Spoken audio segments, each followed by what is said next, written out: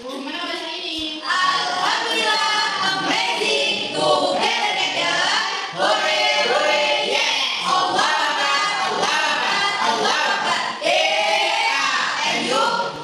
Alhamdulillahirobbilalamin, kabar ibu hari ini alhamdulillah sangat sehat sekali, apalagi bisa bertemu dan berjumpa lagi bersama kalian untuk membahas materi yang akan kita bahas pada dalam pembelajaran hari ini.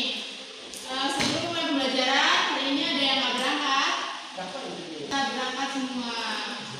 Sebelum memulai materi pada hari ini, ibu akan menyebutkan tujuan pembelajaran yang akan kita capai.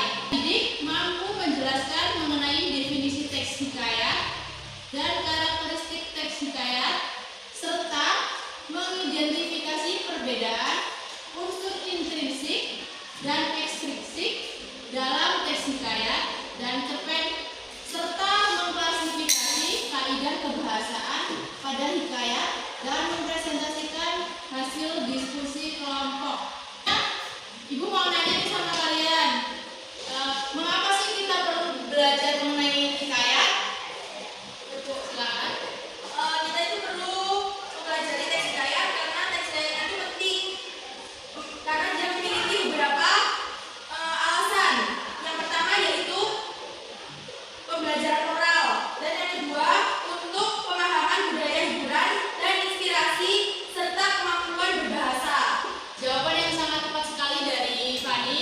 Pentingnya mengapa kita belajar mengenai hikayat. Tanya lagi, apakah kalian sudah pernah membaca atau mendengar teks hikayat? Belum ya. Jika kalian memang belum pernah belajar ataupun membaca mendengar teks hikayat, maka pada materi ini ibu akan mengajak kalian untuk membaca dan menyimak sebuah teks hikayat. Sebelumnya ibu akan menjelaskan mengenai hikayat.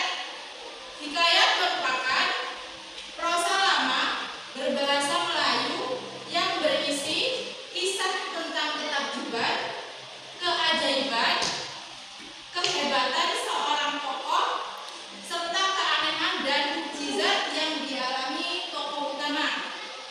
Jadi itu merupakan definisi dari teks hikayat. Selanjutnya, teks hikayat juga memiliki karakteristik.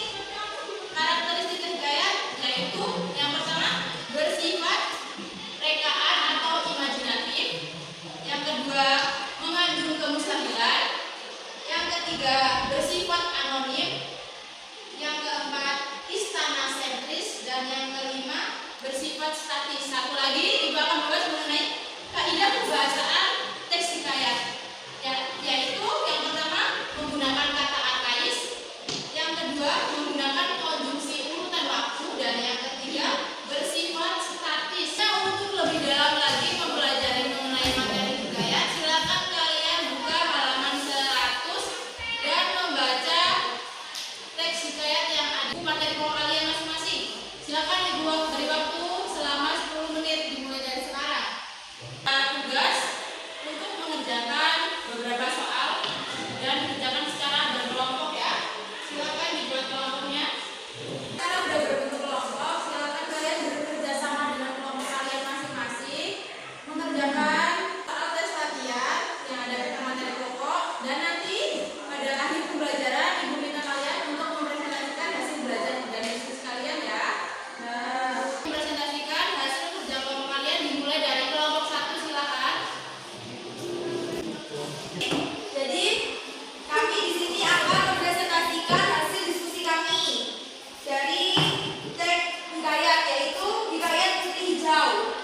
Yang berarti berangkat, berpendar yang berarti bercahaya. Setujukah Anda? Berikan alasan